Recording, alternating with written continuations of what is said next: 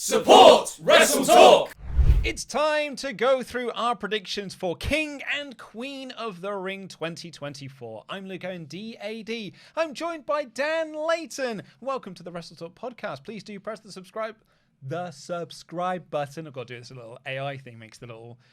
makes it glow. Makes it glow, yeah. Press the subscribe button. Give us a little thumbs up. Leave a comment down below with what you thought and what you think will happen on this King and Queen of the Ring 2024 while we go through our predictions. And if you want to join us in actual predictions warfare, why not sign up for Wrestle League? There's a link in the video description down below. Sign up for the Wrestle League. It's a completely free service where you compete against loads, hundreds, thousands of other wrestling fans in predictions warfare and see how well you do. There are prizes to be won, monetary prizes to be won by signing up for Wrestle League. Massive.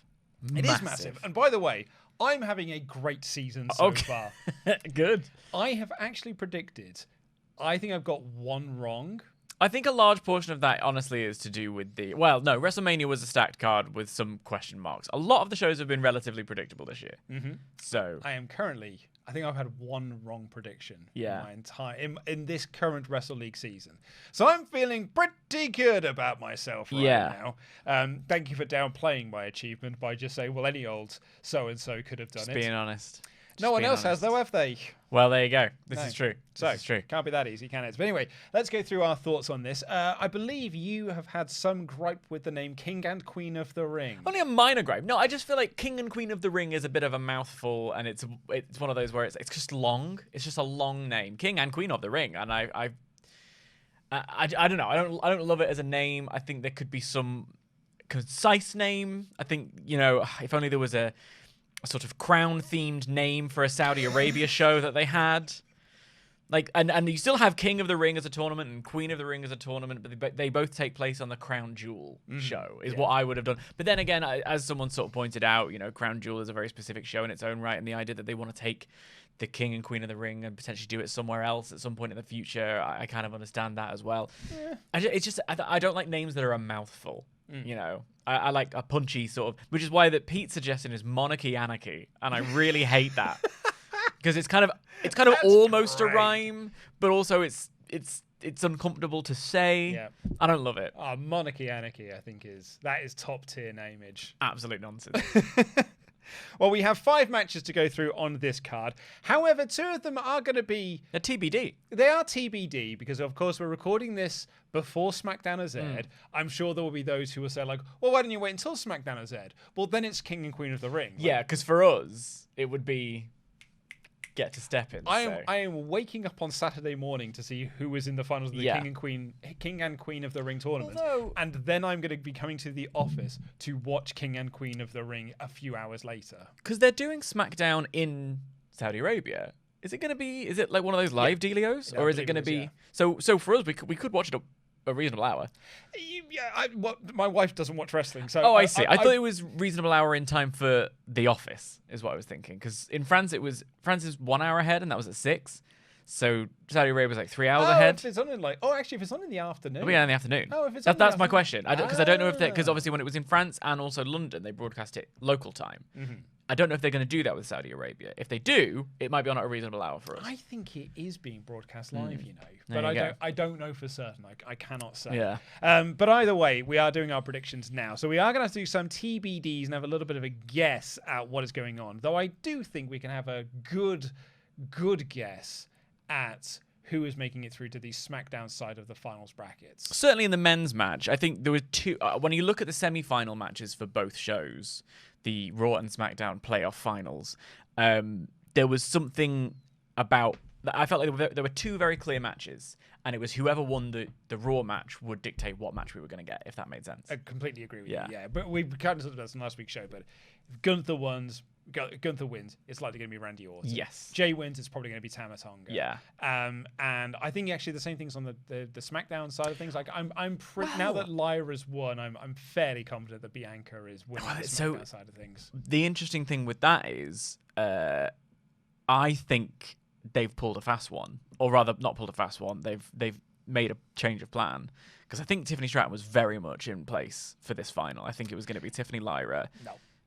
I absolutely not. She's winning Money in the Bank. So I don't think she was going to go to the final. I don't think she was ever making it through to the semi-finals. So they just covered her in pink for no reason. Sorry. Did you not see this? Have I noticed something in news that you haven't? Have I been across news that you... So the graphics on Raw and SmackDown have had Lyra Valkyria skin covered and Tiffany Stratton covered head to toe in pink like a pink Power Ranger. The implication being the final was going to be Lyra Valkyria versus Tiffany Stratton, and they had the graphics made already. And then obviously the things with Tiffany Stratton's tweets went down, or the stories posts she shared that were a little bit like, I wouldn't do that if I were you, Tiffany. And as a result, they've kind of been like, well, your punishment for this is that you're not going to go into that final. The PW Insider report was she got no heat from it. And good for PW Insider. And there was nothing on there. So while I did not notice that, I have seen the end of Space Jam. So I do know what a reach looks like. So let's go through the King and the Queen of the Ring stuff first. We'll start with the King of the Ring tournament's final, which we know is Gunther, potentially against Randy Orton. I would suspect it's Randy Orton at this point. Yes, I think so. But even then, I have had Gunther down as my winner from the very start of this tournament, so I've got Gunther to win here as well. Yeah, I think, so the interesting thing would... I think the thing about this tournament, I think it's been a massive success on... actually both sides of both King and Queen of the Ring tournament in terms of making it competitive. I think... Io Sky and Shayna Baszler, Io Sky and Lyra Valkyria, Tiffany Bianca on SmackDown. I've already said my piece about Nia and Jade, but when I think of Jade and Piper, even elsewhere on the shows, the tournaments have been competitive, and if you've lost a match, you've come out stronger for losing the match, if that makes sense. So here, when I go, well, who are they likely to send off into what are their next steps when I try and play that prediction game? Losing doesn't necessarily mean you're going to go down a peg because you came close to winning. You won your show. Yeah. So it could be either way. I like the idea of Randy Orton going off into a feud with Cody, using the King of the Ring, the thing he's never won, to sort of, set him off on that road. There's a long time. I know people think this and then think, okay, he's going to win a title shot and go off to Bash at Berlin, but that is obviously a long time away. So I would be very interested to know... I don't know. I think Gunther probably will win as well. There's something in Randy Orton. I don't see the point in giving it to Randy Orton. All right. I honestly, I just don't. Like, it is... So you can give him the accolade of he's also won a King of the Ring and a Royal Rumble and a Money in the Bank and a WrestleMania main event. But for me, that is your number one pick in the draft. Like, it is just... an accolade to put onto someone for the sake of giving them a list of things. Oh, I'm a 3-time Grand Slam champion. Doesn't really mean anything. Yeah, but they love that. I know they love that, which is why there's totally the argument to say that Randy Orton is going to win. I just don't see the point in that. So, but I do see the complete upside in giving it to Gunther. He's losing the Intercontinental Championship after his record-setting reign, and the very first thing he does is he wins the King of the Ring tournament. Yeah, it certainly puts him back on track. And that just I don't even think it puts him back on track. I think it really does establish him as he is one of the top guys that's on Raw, and I think that he needs that more than Randy does, because Randy doesn't need to win a tournament to get a title shot. Randy Orton could just walk up and say, "I'll have a title shot, please," and he'll get one. And what I mean by that is that the crowd wouldn't bat an eyelid to it. Because it's Randy Orton. He's been here for 20-odd years, in a main event position, no less. He's an established guy. I think Gunther needs that establishment within there. Yeah, I think that's a fair assessment. I just think with Randy Orton, it's one of those things where the crowd... I think I'm looking forward to the match because I don't think there's a wrong answer. I appreciate that you sound like you think there's a wrong answer to I don't think there's a wrong answer. It's for me personally, I think there's more upside to giving it to Gunther than I think there is Orton. I think it's a pointless endeavor giving it to Orton, but I don't think it's a wrong answer. I think that the reaction that he's getting, the fact that he's, especially on SmackDown, he just seems so over and he's having so much fun. This is a match that I've never seen before. I think there's the fact that it's not a foregone conclusion in the way that when this tournament was announced, decades of the King of the Ring being an exercise in just putting matches on. And squash matches at that with people who I don't really care about. I'm really pleased with the way the tournament has gone. So while I do think it's Gunther's, I like the fact that you could make a case for Randy. Yeah, not saying that you can. Yeah. Yeah, absolutely. And for these women's side of things, for the Queen of the Ring tournament, it is Lyra Valkyria versus the SmackDown bracket winner, which will either be Jade Cargill or Nia Jax. Sorry, Bianca Belair or Nia Jax. Sorry, the reason I got tongue-tied there is because I thought Jade Cargill was going to be going into the final of this. I get tongue-tied with that all the time because I tend to write in my notes Jade and Jax, and that's two very close, so they're always interchangeable in my head. But yeah, I thought that was going to be the case too, and I was very disappointed on SmackDown to see not just that it wasn't going to be that, but how they went about it, personally. Yeah, I thought we would end up with Jade and Tiffany as the semi-final match, as opposed to literally being the opposite way around of Bianca and Jax. And I think if I'm looking at this now, I'm thinking it's Bianca Belair to go through to the final. I think the only reason you would do Nia Jax is because that sets up Lyra against the big monster heel in Nia Jax. But if you've put Nia Jax through via DQ, are you then going to have a beat Bianca? I mean, Bianca probably doesn't lose much from that because she's Bianca Belair, and I don't think losers really affect her in any way at all. But I think if you want to put your best foot forward, you'd probably do Lyra versus Bianca. Either way, I think I'm going with Lyra here, more or less for the same reason I'm going with Gunther, which is that I think she needs it more than Bianca or Nia does. I have Lyra winning too. I think there's a chance it could be Nia going through because they might do something with Jade causing a disqualification for Bianca as well. And if that's the case, I think there's a whole layer of inelegance to that I find really frustrating. Because why are we setting up a singles feud for this tag champ when we could have had the tag champs face each other and it make that quite neat in the final if we're not going to put Tiffany in the final and all of that stuff. Also, Jax getting through to the final via 2 DQs is well lame. It really is. But again, like it's almost like the company has taken so many strides forward with its production and storytelling, but it needs to give us a couple now and again for us to get cross out. Otherwise, it can't keep its economy of us talking about it. But yeah, I think it'll be Bianca, and I actually quite like the idea of it being this whole... What we've seen on the matches that she's had, certainly the last 2 matches that Lyra's had, is that she's really quite a special talent. And the story Bianca's had is that her knee's hurting. Mm-hmm. And I kind of like that as an idea. It's a way for Lyra Valkyria to utilize that. She's a submission artist. She can use submissions and things like that. And get a win over Bianca Belair, but an injured Bianca Belair, if that makes sense. So you get the massive statement of Lyra Valkyria's won the tournament, and Bianca doesn't look any less because she's Bianca Belair. Yeah, that's personally what I would do, unless you want to go for a giant killing. I just don't know how we get Nia into the final, which is why I'm kind of convinced Tiffany Stratton was going into the final, not least because why else would you make a render where she's a pink Power Ranger and not bother with anyone else? I can see arguments for both Bianca and Nia, and I think both are very good arguments as well. You go with Bianca because she's the star. It's the Saudi show, so you want to load it up with the star power. Plus, then Lyra beating her in the finals. Actually, even Bianca winning isn't the worst thing in the world. If you've got Gunther winning on the Raw side of things, Bianca winning on the SmackDown side of things, that really is not the worst idea in the world either. But I also could see Nia going through to the final because then you set up Lyra going up against the Giant, her toughest challenge yet. But I do think I've got Lyra to win the tournament. I feel like they are strapping a rocket to her. I think it would be good. They're doing with Lyra Valkyria what I think they should have done with Bron Breakker. For the Intercontinental Championship, we have Sami Zayn defending against Chad Gable with Otis in his corner and Big Bronson Reed, who is there to take the pin.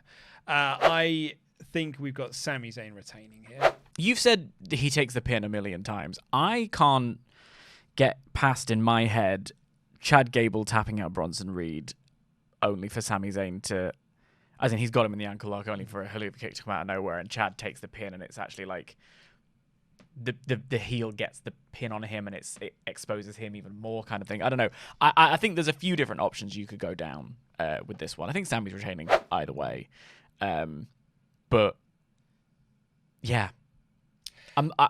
Sami being pinned on Raw really does set up the idea, and especially because Chad is now flying Otis out to be in his corner to cheat on his behalf, really does set up the fact that Chad is going to take the pin. Like, Right.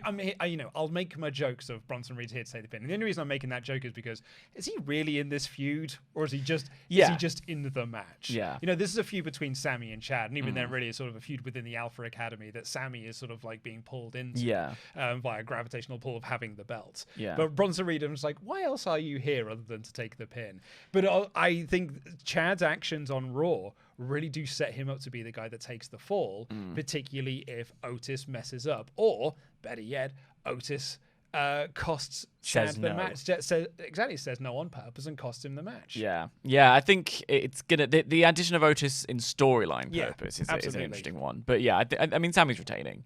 Why is Bronson Reed there? I really liked the whole business of there's one business and one personal, but they just really it's just Bronson Reed going, I'm also here.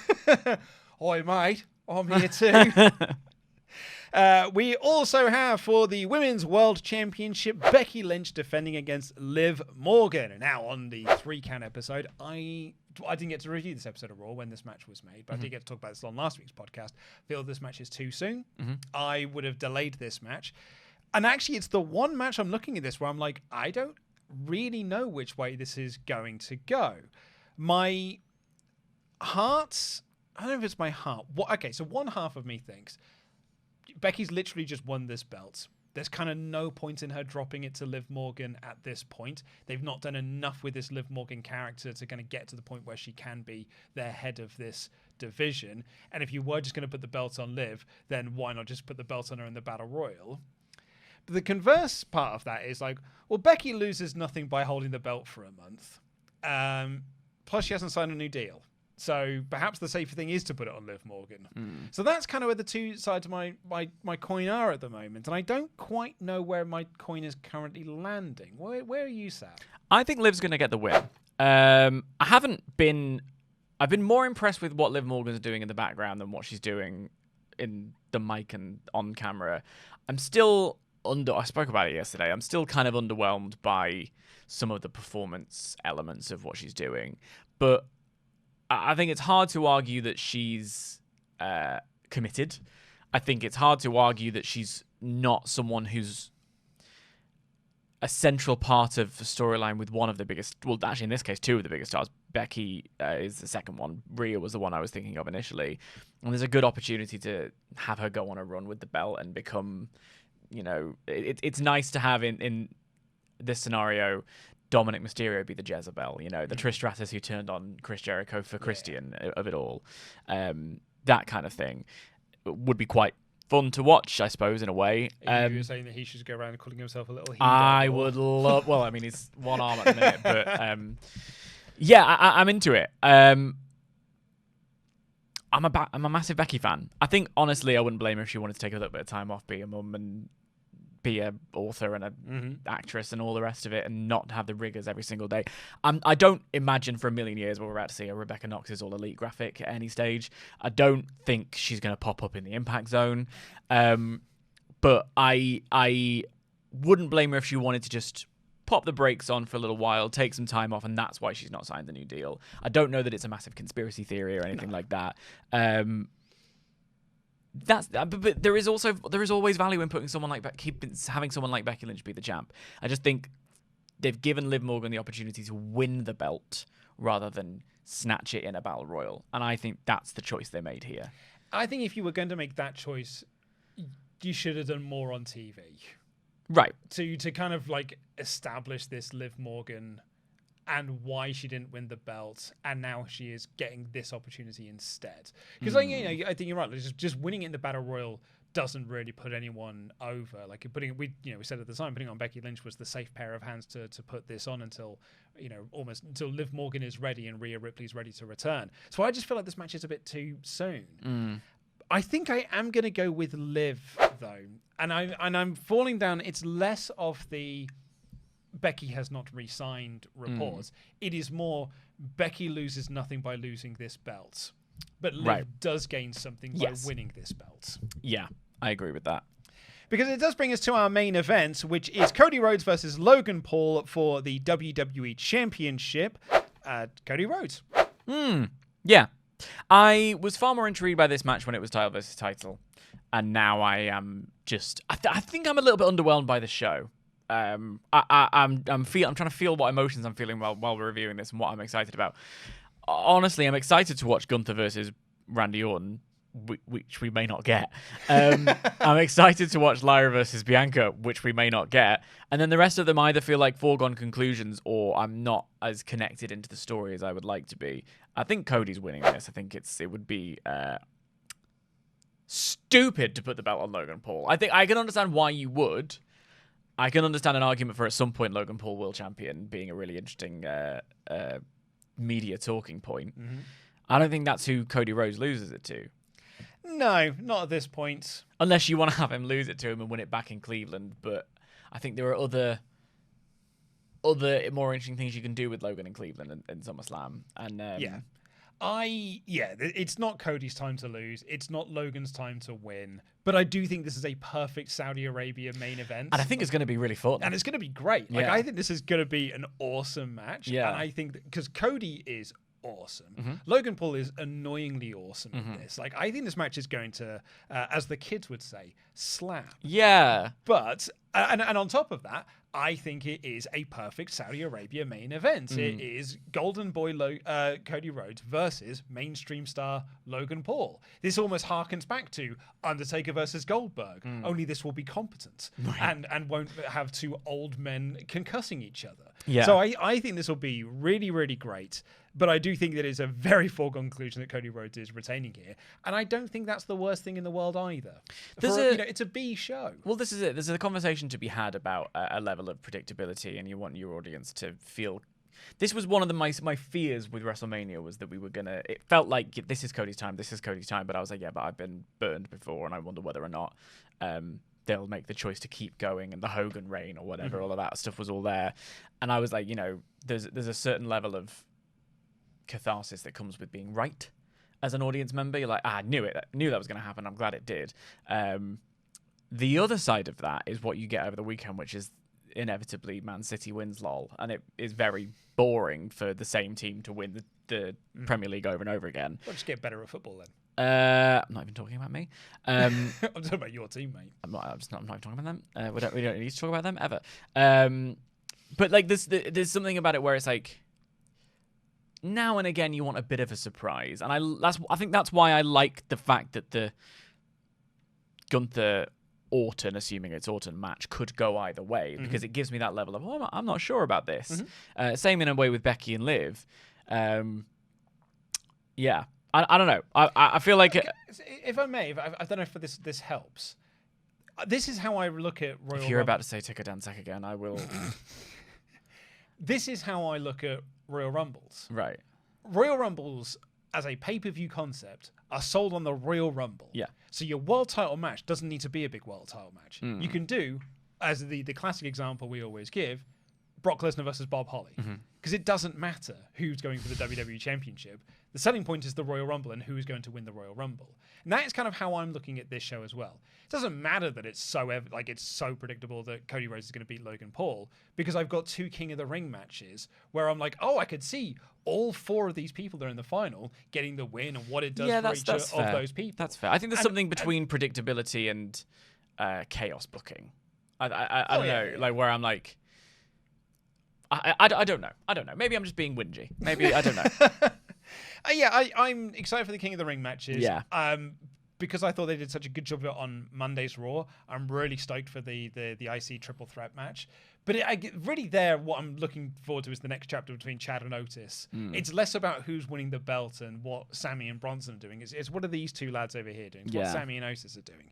The Becky Liv match, I'm unconvinced by. I didn't think it was a particularly hot go-home angle. I don't think it's been a particularly hot feud. It hasn't. To get us to this point. And I think that's, again, why I've not been so much like, I think it's Liv's time to win the belt, because I think the build has actually been particularly great. And I think Cody and Logan's going to be really good. So I'm expecting this to be a fun show. That's it. I think it will be a very... Well, it's not going to have the backlash crowd, like the Saudi crowds, with all the respect in the world, to your average punter, the people who live there rather than the state who bought the shows. They don't sing. They don't live out loud. It is not going to be the Backlash crowd. No. Right. It is not going to be the crowd you're going to have at Clash of the Castle 2. It is not going to be the crowd you're going to get at Bash in Berlin. And so when you have that, I'm like, well, pull the stops out a little bit more. This is very B show. It is. And It's the post Fine. WrestleMania lull. yeah, the tournament's been good to watch on TV. It has been great. So I'll give them that. And the final matches both should be of a high quality. So yeah, you're right. That's what we'll look forward to. So let us know your thoughts in the comments down below with what you think is going to happen on King and Queen of the Ring 2024. And we will be on the WrestleTalk channel doing live reactions to the show from our studio base here in London. So come along and watch the show with us, and you can get your thoughts read out on the air on that show as well. Until then, I've been Luke Owen, DAD. That has been Dan Layton. Sign up for Wrestle League and compete against us. Jam that jam.